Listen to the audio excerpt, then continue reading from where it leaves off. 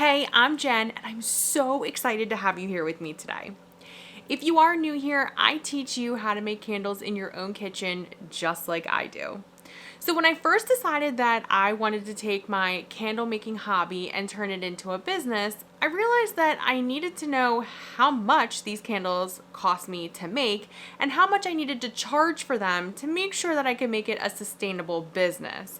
So I created a profit analysis. Now, before you think, oh my gosh, it's going to be a nightmare spreadsheet, I promise it sounds way more complicated than what it actually is. And trust me, I am not a spreadsheet girl at all, but I promise this is super easy to do. Okay, so what we are going to do is be looking at how much wicks cost, how much the wax costs, how much fragrance oil costs, how, like, literally we're breaking every little thing down to find out exactly how much the candle costs to make, and then how much you need to sell it for, and then what is your profit margin. So let's get started. So what I'm going to do is I'm going to use my whiteboard again because I just find this to be super easy, and I'm a visual person. So instead of doing it on the computer, I would rather just kind of show you exactly how I break everything down. So let me just grab my little whiteboard, and I'll show you exactly how I do my profit analysis. Okay, so for this profit analysis, I'm going to take one of my most popular candles, Mom's Banana Bread. I'm going to use a 16-ounce candle for this example.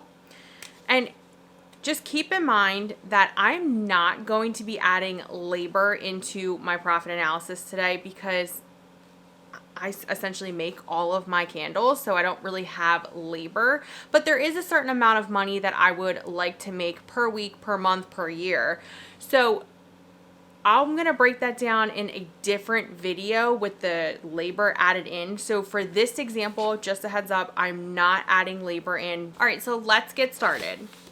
And just a side note, and I just thought of this, I found this profit analysis to be super convenient because there are so many little things that I just neglected and didn't even put into, like, I wasn't even thinking that went into the cost of how much it cost me to make these candles.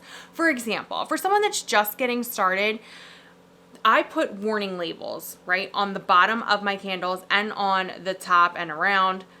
And for someone that's probably just getting started, they're thinking, oh, that's negligent, I don't really need to add that in. But like, that actually was significantly more expensive than I thought it was, because I didn't add in the cost of the label and actually the ink to print it on.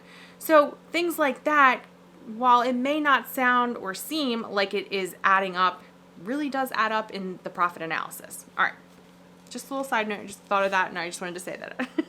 Okay, so let's get started.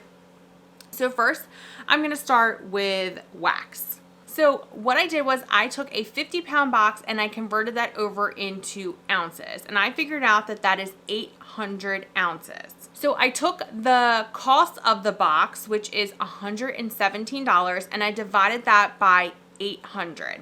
So I'm just gonna write that down for you. So it's $117.75 divided by 800. And that equals 14 cents. All right, so then I just want to show you what I did here. So we did $117.75 divided by 800 equals 14 cents. And then I took the 14 cents and I timed that by 14 ounces because that is actually how much wax goes in a 16-ounce candle. So 14 cents times 14 ounces equals $1.96. So my wax per 16-ounce candle equals $1.96. And I'm gonna erase all of this and then I'm gonna start adding it down here. And my whiteboard by the end of this will be a dirty mess. All right, so next is wicks. So I buy my wicks from Candle Science and they have actually done the hard work for me. So if you actually go on their website, they do break it down depending on how many you buy at a time. They do break it down per wick. So I conveniently went on the website. I bought, I believe I buy 1,000 of them. So they broke it down. So it is actually 23 cents per wick. So I'm just going to start going down and then I'll add this all up at the end. All right, so I also buy my wick stickers from Candle Science, and once again, they have already done the hard work for me and they broke it down. So a wick sticker is 5 cents. So it looks like that. Next is my tins. I buy my tins from Candlewick. So I went onto the website and I found that a box of tins is 120 pieces. So I took the cost of the whole case, divided it by 120, and that brought me to $1.39. So we have $1.39, and then we're just working our way down. Okay, so the next is fragrance oil. So I used my fragrance calculation, and I know that a 16-ounce candle takes 1.3 ounces of fragrance oil to make. So what I did was I took the cost of the bottle of fragrance oil and I divided that by 16, because I buy my jugs of fragrance oil in 16-ounce glass containers. So this is going to give me the price per ounce. Then I took the price per ounce and I multiplied that by 1.3, and that gave me $1.79. So far I know that wax cost me $1.96, wicks cost me 23 cents, wick stickers cost me 5 cents, tins are $1.39 per 16-ounce candle, and fragrance oil is $1.79 per 16-ounce candle. Okay, so the last couple of things, one of them is labels, like I just mentioned. I get my labels from onlinelabels.com. You can buy different types of labels. There are so many different options. So I opt to use the ones that are weatherproof, waterproof, just because I used to use the ones that were not. And I had like a slight flood and all of my candles were ruined because it smeared everything. I was trying to get the label off, then it wouldn't come off, and it was just a big mess. So now I use weatherproof labels. And they are a little bit more expensive, and they come in so many different quantities. So I believe that I buy them in packs of 1,000. So what I did was I took the cost of how much it was for the whole pack. I divided that by 1,000, and then I divided that by 30 because that is how many are on each sheet. And I figured out that the cost per label with my warning labels and the cost to go around the label is roughly 16 cents per candle. So now this is what my profit analysis looks like. So we have wax, wicks, wick stickers, tin, fragrance oil, and labels. Okay, so the last thing is shipping and packaging. So I use, and I've changed this multiple times, but I use a bubble envelope, and then I also wrap the candle in bubble wrap.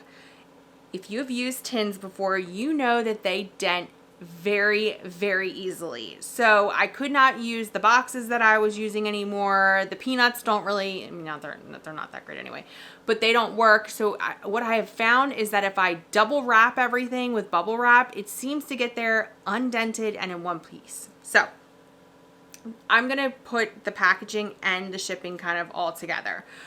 So what I did was I figured out what a 16-ounce candle cost me to ship locally. And then it was really anywhere from like $3 to $5. But what I'm going to do is I'm going to use the $5 mark because I don't want to use the $3 mark and cut myself short here.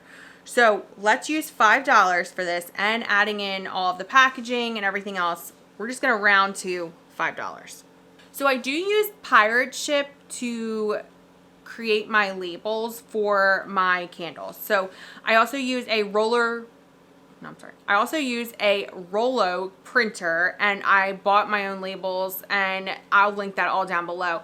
But it's actually a little bit cheaper. Pirate Ship gives you a slight discount if you use them for the post office. And I have found that the post office seems to be the cheapest, but Pirate Ship actually has just brought onto the website. They now have FedEx, they have UPS, and they have the post office, but they will give you the cheapest option and then they'll give you the quickest option. So sometimes they're the same, and sometimes they're different.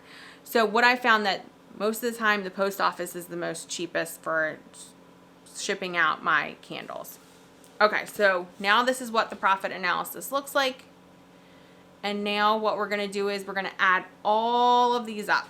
So this gives me a grand total of $5.53, and I'm gonna put on here, per 16-ounce candle. Can you see that?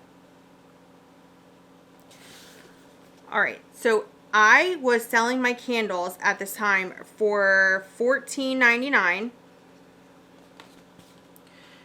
So like I said, we're gonna take what you sell your candle for, and then you're gonna subtract how much it takes you to make each candle, which gave me a profit of $3.46, or a 23% profit margin. Can you see that? All right, so let me just explain what I did just in case you didn't catch on. So we have the $14.99, which is what I was charging per 16-ounce candle. I subtracted the $11.53, which is how much it cost me to make each candle, which gave me a profit of $3.46, or a 23% profit margin. Okay, so for this 23% profit margin, what I don't have in there is license, my business license, my website costs, and I also don't have labor. So again, I'm gonna just create a separate video about the labor portion. But what I did go to business school, but so you really want to have a profit margin of anywhere between 30 and 50%. Now, we would want to be at 50% just because I don't have labor added in there. So at 23%, this business is not sustainable, essentially. So as you can see, it's really not that difficult to do a profit analysis. You're just trying to figure out, now you may use different things than I do, but wax, wicks, wick stickers, tins, fragrance oil, labels, shipping, and packaging. And actually, I should add that on there, and packaging, so that you don't forget it. There we go. Which gave me a grand total of $11.53. And then I subtracted that all out, got $3.46, or 23% profit margin, just summing that all back up again. If you have questions, please let me know down in the comment section below. I really hope that this helps explain how I did this. So by doing this profit analysis, it really helped me to see that I wasn't making much money off of selling my candles. And if I didn't do a profit analysis, I don't know if I would have realized just how much money I actually was making off of my candles. So really, it's just taking what you're charging for your candles and how much it takes you to make a candle. So whether you're just starting out, or maybe you are deep into candle making and costs have changed, it's always nice to do these periodically throughout the year just to see where you're at business wise. I really hope that this video helped. If it did, be sure to give me a thumbs up. Be sure to subscribe to the channel. I will be making a video that takes my profit analysis and puts in their labor costs, so we can kind of go over how you factor in your labor. Once again, I really hope that this video helps. Happy candle making, and I will see you on the next video. Hey, if you are thinking about making candles in your own kitchen, you should check out this video right here. And if you would love a full tutorial on how to make candles, where to get the candle supplies, everything that goes into it, check out this playlist right here. And don't forget, subscribe to my channel.